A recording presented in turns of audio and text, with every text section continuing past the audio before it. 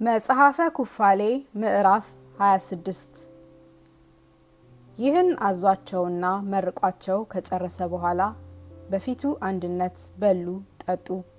በመካከላቸው መተካከል ሆኗልና ደስ አላቸው። ከእርሱ ዘንድ ወጡ። በዚያችም ቀን አርፈው ተኙ። ይስሐቅም ደስ ብሎት በዚያች ቀን በአልጋው ላይ ተኛ። የዘላለም እንቅልፍንም አንቀላፋ ሞተ። የ180 ዘመን ልጅ ሆኖ ሞተ። 25 ሱባኤና 5 ዓመትን ጨረሰ። ሁሉ ልጆቹ ያዕቆብና ኤሳው ቀበሩት። ኤሳውም በኤዶምያስ አውራጃ ወዳለች ወደ ሴይር ሄደ፣ በዚያም ኖረ። ያዕቆብም አባቱ አብርሃም ተሰዶ ይኖርበት በነበረ በኬብሮን አውራጃ ባለ ግንብ ኖረ።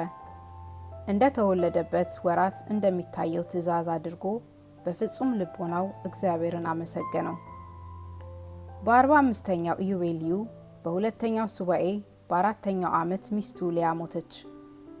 በአባቱ እናት በሳራ መቃብር ግራ በእናቱ በርብቃ መቃብር አጠገብ 2 ወገን በሆነች ዋሻ ቀበራት። ልጆቹና ልጆቿ ሁሉ ለሚስቱ ለሊያ ከእርሱ ጋር ያለቅሱላት ዘንድ ያለቅሱላት ነበርና ስለ እርሷም ያረጋጉት ዘንድ መጡ። በስራዋ ሁሉ ፈጽሞ ቅን ስለሆነች እህቷ ራሔል ከሞተች ጀምሮ ፈጽሞ ይወዳት ነበርና ያረጋጉት ዘንድ መጡ። ያዕቆብንም ታከብረው ነበርና ከእርሱ ጋር በኖረችበት ዘመን ሁሉ ክፉ ነገር ካፏ አልሰማምና የዋህ ነበረችና ፍቅር ያላት ቅንነት ያላት ክብር ያላት ነበረችና በሕይወት ሳለች የሰራችውን ስራ ሁሉ ያስብ ነበር።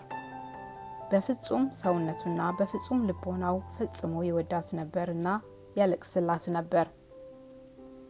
የኤሳውና የያዕቆብ አባት ይስሐቅ በሞተባት ቀን የኤሳው ልጆች ይስሐቅ ለታናሹ ልጁ ለያዕቆብ አለቅነቱን እንደሰጠው ሰሙ። ፈጽመውም ተቆጡ። አንተ ታላቅ ሳለህ ያዕቆብ ያንተ ታናሽ ሲሆን አባትህ አንተን ትቶ ለያዕቆብ አለቅነትን ለምን ሰጠው ብለው ከአባታቸው ጋር ተከራከሩ። እኔ ብኩርናዬን በትንሽ ምስር ንፍሮ ሸጫለሁና ስለዚህ ነው አላቸው።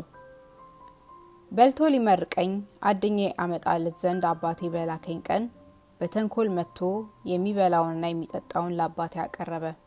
አባቴም መረቀው፣ እኔን ለእርሱ ተገዥ አደረገኝ። አሁንም ወንድም ከወንድሙ ጋር በክፉ ነገር እንዳንፈላለግ ወንድም ከወንድሙ ጋር በፍቅር ጸንተን እንድንኖር ስራችንንም እንዳናጠፋ አባታችን እኔና እርሱን አማለን አላቸው። ከእርሱ ጋር ፍቅርን ለማድረግ እንሰማህም አንሰማህም ከእርሱ ኃያል የእኛ ኃይል ይጸናልና እኛም ከእርሱ እንበረታለንና ወደ እርሱ ሄደን እንገድለዋለን፣ ልጆቹንም እንገድለዋለን አሉት። ከኛ ጋር ካልሄደ በአንተም ላይ ክፉ ነገር እናደርግብሃለን። አሁንም ስማን፣ ወደ ፍልስጤም፣ ወደ አራም፣ ወደ አሞን፣ ወደ ሞዓብ ልከን በሰልፍ የሚመቱ የተመረጡ ሰዎችን ለራሳችን እንምረጥ። ወደ እርሱ ሄደን ከእርሱ ጋር እንዋጋ፣ ኃይል ሳያደርግ እናጥፈው አሉት። አባታቸውም አትሂዱ፣ በፊቱ እንዳጠፉ ከእሱ ጋር ጠብ አታድርጉ አላቸው። ከልጅነት ጀምሮ ስራህ ይህ ብቻ ነውን? አንተ አንገትህን ወደ ቀንበሩ አገዛዙ ታገባለህ፣ እኛስ ይህን ነገር አንሰማም አሉት። ወደ አባታቸው ወዳጅ ወደ አዱራምና ወደ አራም ልከው የተመረጡ አርበኞችንና ጠበኞች የሚሆኑ 1000 ሰዎችን ከእነርሱ ጋር ተዋጁ። ከተወዳጇቸው ከአሞን ልጆችና ከአሞን ልጆች የተመረጡ 1000 አርበኞች፣ ከፍልስጤም የተመረጡ 1000 አርበኞች፣ ከኮራስና ከኤዶምም የተመረጡ 1000 አርበኞች፣ ከኬጤዎን ጽኑዓን የሆኑ አርበኞች ወደ እርሱ መጡ። አባታቸውንም መተህ ምራቸው፣ ይህ ካልሆነ እንገድልሃለን አሉት። ወደ ወንድሙም ወደ ያዕቆብ ሊመራቸው ይሄድ ዘንድ ልጆቹ እንደተበራቱበት ልጆቹን ባየ ጊዜ ፈጽሞ ቁጣን ተመላ። ከዚህ በኋላ በልቡ የተሰወረ ክፋትን ሁሉ በወንድሙ በያዕቆብ አሰበ። ነገር ግን ባለዘመኑ ሁሉ በወንድሙ በያዕቆብ ላይ ክፉ ነገርን እንዳይፈልግ ለእናቱና ለአባቱ የማለውን መሐላ አላሰበም። ያዕቆብ ግን እነርሱ ለመዋጋት ወደ እርሱ እንዲመጡ ይህን ሁሉ አላወቀም።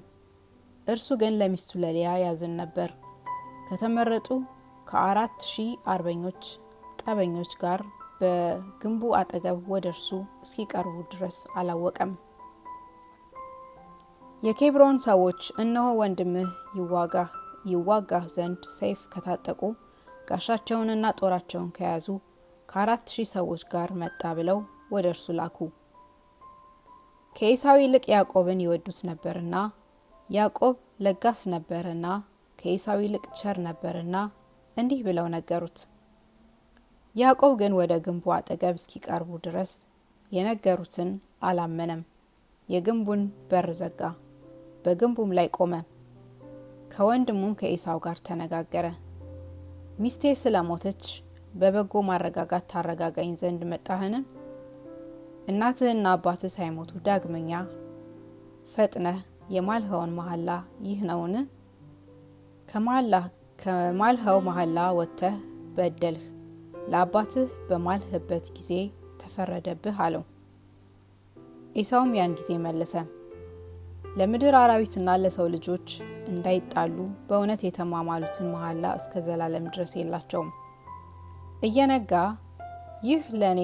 ይህ ለዚህ ክፋት ይፈልጋል፣ አንዱም የጊዜውን የዘገየውን ጠላቱን ይፈልጋል። አንተም እኔን ከልጆቼ ጋር እስከ ዘላለም ድረስ ትጣላኛለህ። ከአንተ ጋር ወንድማማችነት የለንም። እኔ የምነግርህን ይህንን ነገሬን ስማ። እሪያ ጠጉሩንና ቁርበቱን እንደ ብዝት ቢለውጥ፣ እንደ በግና እንደ ዋሊያ ቀንድ በራሱ ላይ ቀንድ ቢወጣ፣ ያን ጊዜ ካንተ ጋር ወንድማማች እንሆናለን። ጡቶች ከእናታቸው ቢለዩ ወንድም በሆንኸኝ ነበር። ተኩላዎችም እንዳይበሏቸው እንዳይነጣጥቋቸውም ከበጎች ጋር ፍቅርን ቢያደርጉ፣ ልቦናቸውም ለእነርሱ በጎ ነገርን ለማድረግ ቢያስብ፣ ያን ጊዜ በልቦናዬ ለአንተ ፍቅር ይደረጋል። አንበሳ ሰላም ወዳጁ ቢሆን፣ ከእርሱም ጋር በአንድ ቀንበር ቢጠመድ፣ ከእርሱም ጋር ቢደርስ፣ ከእርሱም ጋር ፍቅርን ቢያደርግ፣ ያን ጊዜ ከአንተ ጋር ፍቅርን ያደርጋል። ቁራዎችም እንደ ሳቢሳ ቢነጡ፣ እንደ ወደድሁ ካንተም ጋር ፍቅርን እንዳደረግኩ፣ የዚያን ጊዜ እውነት አንተ ትጠፋለህ፣ ልጆችህም ይጠፋሉ። ለአንተ ፍቅር አንድነት አይደረግልህም። ያን ጊዜም ያዕቆብ በእርሱ ልቦናውን እንዳስጨከነ ይገድለውም ዘንድ በፍጹም ልቦናው እንዳሰበ አየ። በጦር ወግቶ ወደሚገድለው ሰው እሪያ ፈጥኖ እንዲወጣ ከእርሱም እንዳይሸሽ ኤሳው ፈጥኖ ወጣ። ያን ጊዜም ባሪያዎቹና ወገኖቹ ወዳጆቹም ሁሉ ይከቡት ዘንድ አዘዘ። ከዚህ በኋላ ይሁዳ አባቱን ያዕቆብን ተናገረው። አባቴ ሆይ ቀስትህን ሳብ፣ ፍላጻህንም ወርውረህ ጠላትህን ውጋ፣ ጠላትህን ግደል። እኛ ወንድምህን አንገድልምና እርሱም በአንተ ዘንድ አለና ይመስልሃልና፣ በእኛም ዘንድ ለመከበር እንደ አንተ ነውና ኃይል ለአንተ ይሁን አለው። ያን ጊዜ ያዕቆብ ቀስቱን ስቦ ፍላጻውን ወርውሮ ወንድሙን ኤሳውን ወግቶ ገደለው። ዳግመኛም ፍላጻውን ወርውሮ የአሕዛብ ወገን የሚሆን አዱራንን የግራ ጡት ስሩን ወጋው፣ አሳዶ ገደለው።